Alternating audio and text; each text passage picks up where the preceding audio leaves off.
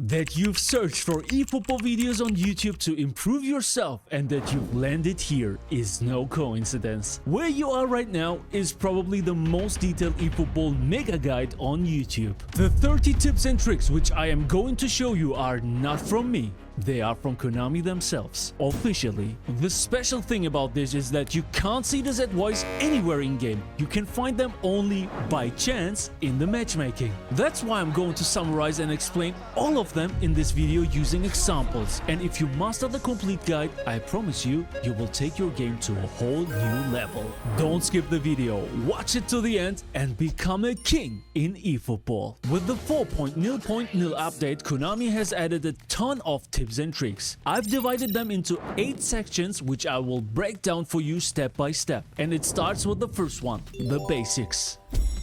Konami has provided 5 tips for us here. We'll talk about the defending basics first. Defending basics, pressure. The best time to pressure the attacker is when they have few or no passing options. This gives you a good chance to win the ball as long as they do not manage to dribble past you. On the other hand, if you try to press when the ball carrier has lots of passing options, the opponents will be able to exploit the space you leave by pressing.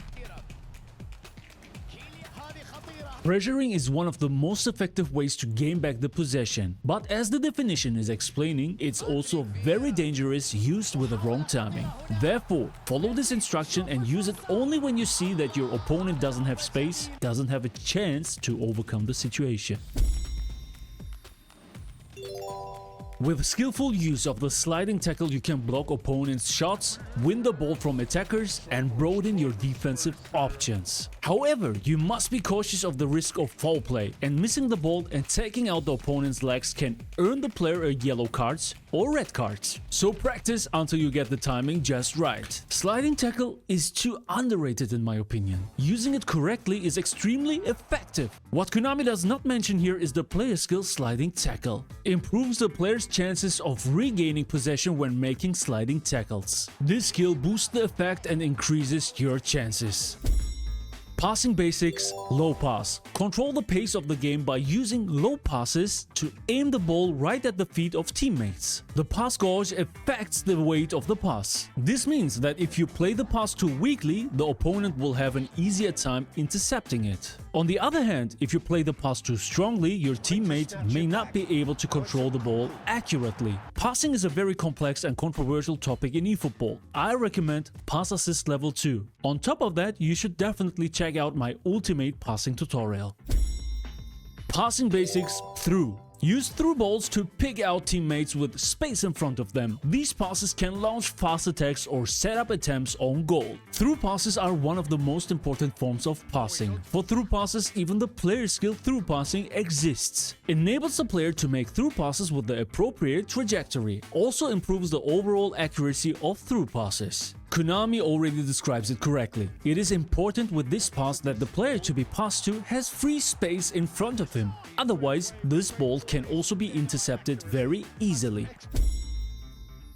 Dribbling basics. Dribbling slowly gives you better ball control, good for holding onto the ball when space is tight. Dash dribble enables you to dribble at speed, which is great for breaking into the clear. This definition is clear and completely correct. For tight dribbling, you only need to use the left stick. If you have a lot of space, I recommend that you not only dribble with the dash button, but also use the double tap function with the dash button to be even faster. While we are on the subject of dribbling, dribbling is also an incredibly important and much discussed topic in eFootball. That's why we are now moving on to the second section, dribbling. Konami gives 2 explicit tips in this area, and before we'll take a look at these now, make sure to like this video for keeping the push as one of the fastest growing eFootball channels on YouTube. And now, let's go. Tip number 6. Finesse dribble. Hold L2, then flick the left analog stick to dribble using fine touches while keeping your body direction towards where you're attacking. Works well in tight, crowded areas or when being challenged. Sounds pretty simple, but it's not. This function requires a lot of training, but once you've mastered it, it turns you into an unpredictable player. Very, very effective. Dribbling on the wings. When you have the ball on the wings, it is a good time to put your dribbling skills on full display. Losing possession on the flanks is less risky than in the center, and cutting past defenders from the wing is a good way to create chances. Learning how to do a feint will improve your wing play even more. In my opinion, this is a very helpful tip because it's very true. One of my most common scoring options is to pull inside from the wings and then shoot into the far corner with a finesse shot. I usually combine a few double touches on the outside while dribbling to let the opponent off in a 1 versus 1. In my reviews and comparisons, I often talk about the next section, and that's about player stats. Here too, there are useful tips from Konami that you won't find anywhere else. Tip number 8: defensive engagement. Players with low defensive engagement will not be able to take up appropriate positions in defensive scenarios if their stamina gauges are low. Manage and monitor your players' stamina by checking their stamina gauges in-match or via game plan. And it goes even further. When the eFootball version 3.4.0 was released, we had some information and there was a subtle sentence regarding the defensive engagement. You can see it here: implemented adjustments to the movement of players who provide coverage for the goal. In instances such as when the goalkeeper is off his line, players with a low defensive engagement stat will now be slower in initiating the move to cover the goal. This is something which you can find nowhere in-game, really hidden, and you really have to search for it. But how does this look like in-game? You can see it here. Maybe you know the situation when you are coming from the wings, and then you are aiming for the long corner. You can see that your opponent's AI has positioned himself in the long corner in the long post, as you can see it here, and this is exactly what this ability is also about. How fast can the player move to that position? If he is weak in defensive engagement and his stamina is low, he will need way more time to position himself on the line on the long post. There is another point in this section. It is more obvious and concerns the stat stamina. Low stamina. Player stamina falls over time, which stops players from performing at their best and put your team on the back foot. You can check stamina levels under game plan. Make timely substitutions in the second half to help control stamina loss and give your team the late game advantage. Obviously, but also somewhat underrated. I decide a lot of games in the last few minutes because I substitute the right players at the right time. My recommendation to you is to make substitutions from the 60th minute onwards. In addition to player stats, player skills are a key component of this game, and Konami also makes important notes on this. Therefore, this topic gets its own section. Player skills. Once you have a handle on the basic controls, try raising the level of your play by finding player skills that match your playing style. For example, use players with the one-touch pass player skill to set up goal-scoring opportunities with quick direct passes. With the exception of trending type players, you can use skill training programs to have them learn additional player skills. Try training your favorite players with your favorite skills. With mentioning the one-touch pass skill explicitly, you can imagine how important it is in-game. But there are many more important player skills. I have also made a video with the most important skills for each position. Check it out. We have already talked about substitutions. This part is linked to it and is an absolute game changer. Reversing match flow. A sub who comes into a match and suddenly changes the flow of the game is known as a super sub. When the match is deadlocked or you are looking for a come from behind win, remontada guys, bring on a player with a super sub player skill in the second half. In such circumstances, he should perform better than his stats suggests. The skill is already activated at the start of the second half. However, to increase the effect, I recommend that you substitute the player from around the 60th minute. It works with both offensive and defensive players. The next one is listed in the player skill section, but not as detailed as in the loading screen. Surprisingly important, captaincy. Captaincy is a player skill. It can inspire teammates and reduce the negative impact of fatigue on performance when the team in general starts to tire. If you find yourself losing matches to the second half comebacks, try replacing your captain with a player that has the captaincy skill. You can change your captain by going to game plan, team, in-match roles. So it acts as a kind of fighting spirit for the whole team, and if you look at this from this perspective, the importance of this skill becomes very clear. There are 3 more tips hidden in the player skill section. 2 of them are divided into narrow defense. The first one is called narrow defense passing. The one-touch pass player skill is good for moving the ball around between teammates in crowded spaces. Conversely, this means that without the skill you run the risk of losing the ball in crowded spaces. One-touch passing is generally one of the most important skills in eFootball, as it increases passing accuracy and compensates for low passing abilities. That's also the main reason why I'm recommending the skill for every midfielder as an additional skill. Now the second, narrow defense dribbling. The double touch player skill is good for dribbling out of crowded spaces. The player quickly moves the ball from the inside of one foot to the other, wrong-footing the would-be tackler. Use it when the defender gets close to try and box you in. This is probably the most important dribbling skill. The double touch not only makes it possible to get out of crowded spaces, but also to open up countless scoring opportunities by tricking the opponent in a one-on-one, be it horizontally, diagonally or vertically. It takes a lot of practice to master the double touch, but it is essential if you want to be unpredictable in your game. The last note in this section is about attackings. Fearless attacking. If you are finding it hard to score goals, you may be trying too hard to set up the perfect shot. Instead, use a player with a first-time shot player skill and try taking quick direct shots. Konami explicitly mentions incredibly important skills. The first-time shot has established itself as the most important skill for strikers in eFootball. Whether from distance or in the box, it is a merciless weapon. Make sure your offensive players are all equipped with this skill. Want to know how you can safely convert your daily penalty?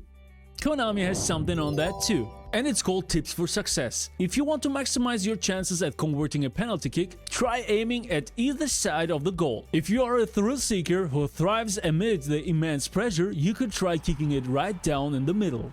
I'll show you how I shoot my penalties. First, I activate my aim with R2, then I aim for the top left corner, close to the post. Then I push through with full power. 99% of the time, I score a goal like this. Next up, scoring goals. Konami has provided 4 tips for scoring goals. The last of them is particularly interesting. Let's start with number 1, scoring from crosses. Select a formation with a left wing forward and right wing forward and send in lots of crosses from the wings. Put a tall player with a heading player skill in the center forward position and have players with a pinpoint crossing player skill on the wings to increase the precision of your plays. Headings in eFootball are very dangerous. As mentioned by Konami, heading and pinpoint crossing are indispensable for this, but aerial superiority also plays an important role in duels in the air. It is also said that you should explicitly choose a formation with left wing forward and right wing forward for this, which I find very special. Make sure that you shoot the crosses with the strong foot. Lorenzo! Scoring from cut-ins. If you want to improve your finishing when cutting in and shooting from the wings, use a player with a long-range curler player skill. This variation is one of my most frequently scored goals in eFootball. Create space on the wings with dribbles and then shoot into the far corner with a finesse shot. With the help of long-range curlers, a high finishing value and the right angle, this is an absolute goal guarantee. Scoring an outside curler. When you have a player with the outside curler player skill in front of goal, take a shot. If you aim a shot with his stronger foot just at the far corner of the goal, the shot may just curl in out of the reach of the goalkeeper. It's uncanny how accurate Konami is here again. Especially for players with a low weak foot accuracy, outside curler is a must-have. It allows you to score a goal from positions that you wouldn't be able to without the skill. The last and for me most amazing hint from Konami in the scoring section. Key to shooting. Once you bring the ball near the opponent's net, think about taking a shot, even at distance. Even if the keeper can block the shot, it may be turned away for a corner or it may deflect off another player and give you a luck goal. I don't like to concede this kind of goals, I don't like to score these kind of goals, but they are part of the game. And in my opinion, this situation arises too often. The fact that Konami even points this out and then calls it a luck goal is very surprising to me. We talked a lot about the basics and parameters, but Konami also gives us very detailed insights into the in-game mechanics. So let's go straight to the first tip: multiple tacklers. Call for pressure orders your players to pressure the opposition, pressure the ball carrier while blocking possible pass options, surround the ball carrier with 2 players to win the ball, or try other technical defensive plays. However, watch out for the spaces that pressuring players leave behind them. If the opponent can get a pass into that area, there will be no one there to cover it. The last sentence in particular is extremely important. If you get the timing wrong, this function will cost you a goal and possibly the victory. Use this function especially against opponents who don't perform many dribbling skills. It works best if you use the CPU on the opponent and you yourself block the passing lanes with the manually selected player. The opposite is true for opponents with good dribbling skills. If possible, only use the function against them if you attack both yourself and the CPU together. Using the 1-2 pass. Forwards. When passing, use L1 plus X to have the passing player sprint forward after making the pass. You can then quickly return the ball to smoothly move the attack forward, and you use the space created to set up a new chance to score. This is a basic attacking maneuver, so always keep it in mind as an option. I very often initiate my attacks with this function. I don't even necessarily play the pass directly back to the running player. It's more about involving the player in the attack and thereby creating an overload in the opponent's half. This mechanism is all the more important as there's no longer the option of manually sending a player as there used to be. Driven shot. When the ball is in the air near the goal, performing a stunning shot with a more than half full power gauge will increase the likelihood of a driven shot towards the goal. Players with the player skill heading will be able to perform a more accurate header attempt on goal. Underestimated. This stunning shot variant is very underrated and even I don't use it enough. It's very effective and also very difficult to defend against. If you manage to time the header correctly, the result is usually a goal. The last information from Konami on the subject of in-game mechanics, and an elementary one: matchup. Matchup enables your player to follow a dribbling attacker with finer steps. Do you find that skillful dribblers simply go round you when you try to pressure them? In these situations, try using matchup to follow the dribbler instead of trying a direct tackle. Taking an advantage of matchup will stop attackers from bypassing your defenders as often, allow you to intercept passes or block shots, and overall stabilize your defending. By far the most powerful weapon in the defense. My defense consists almost exclusively of the matchup function. Keep the button pressed while defending. However, be very careful with opponents who use the super cancel function. This means that your own player speculates on a shot or a pass and therefore performs the intercept animation, even though the opponent does not pass the ball. As a result, you lose the duel and he gains the space. Now comes the last and biggest section: tactical tips. There are some diamonds hidden here and I will now break down all the tips for you. Let's start with the first point: midfield possession. The key to a successful attack is how well you can hold onto the ball in the center of the pitch. Instead of just dashing forward with the ball, calmly observe the defenders, see where they are pressing, and look for space to safely pass. In my opinion, this is a very important point. In 90% of my coaching sessions, I see how many players are unable to build up or initiate an attack. The midfield plays a special role in this, no matter what formation or team play style you use. For example, forming triangles to gain an advantage in attack, or playing the pass backwards or to the side to deliberate outplay the opponent and not work directly forwards. Beautiful possession gameplay, guys. If you pay attention to these aspects, you will automatically increase your own win rate significantly.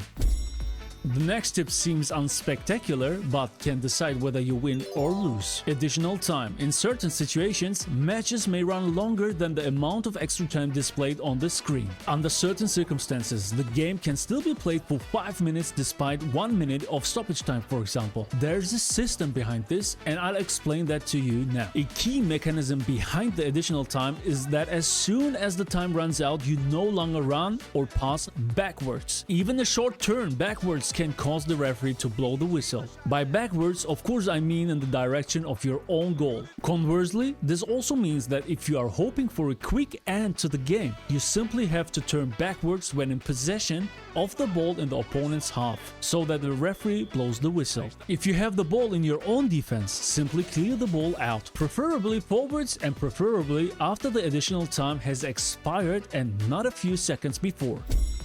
While mentioning clearing the ball, Konami has got a special section on its own for this topic. Running into space. Passing in a crowd in front of your own goal is extremely dangerous. If the pass is intercepted, you can be in big trouble. If you want to avoid giving up goals from defensive missteps, use square to clear the ball away. A long clearance will give your defenders time to regroup and you can set about winning the ball back in a calmer frame of mind. Also something I see in so many players, whether beginner or advanced, including me. They always try to play the ball out the back with passing and tiki-taka. You want to solve it elegantly and delicately, but you see here, even Konami says that you should clear the ball in many situations.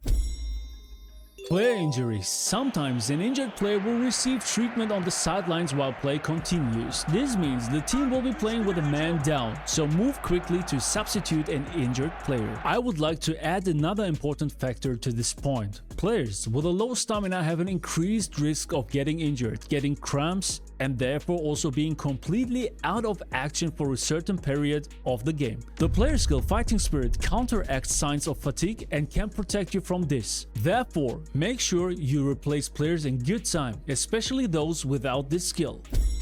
Konami made a mistake in the title for the next and penultimate clue, so don't let that put you off. PK goalkeeper controls. You can fine-tune the position of players and position editing. Experiment to find the one that suits your playstyle. If you place it too extremely, the empty space may become a weak point. It is also a good idea to refer to the position of other users who play well. I experimented a lot with this topic. What I noticed was that there was a difference in most of the offensive position shifts. In defense, however, the AI intervened again and again and corrected the craziest positions on its own. I'm talking about examples such as having 3 defenders on the far right and the left fullback on the far left. When the opponent attacked, the 4 at the back always positioned itself in a structured and compact way. So focus more on your offensive movements and position editing, because that's where the changes are most noticeable.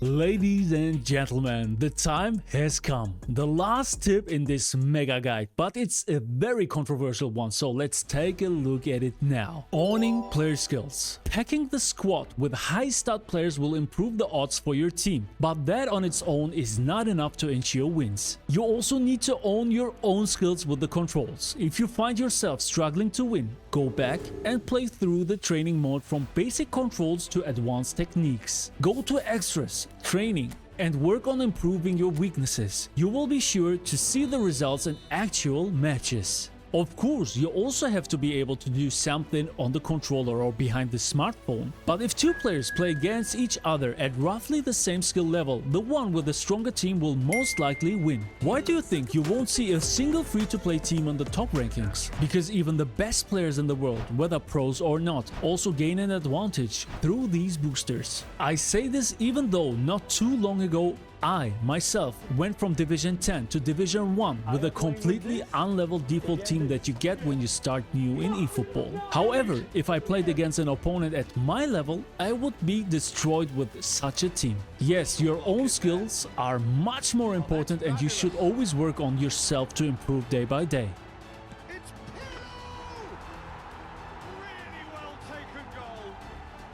But you shouldn't underestimate the strength and advantage of the players in-game. Before you watch the perfect complimentary video with my top 10 eFootball tips and tricks, please like this video and of course subscribe to my channel, even that I'm sure that you already did. I'm going to leave you now with a nice and smooth BAM! Junge!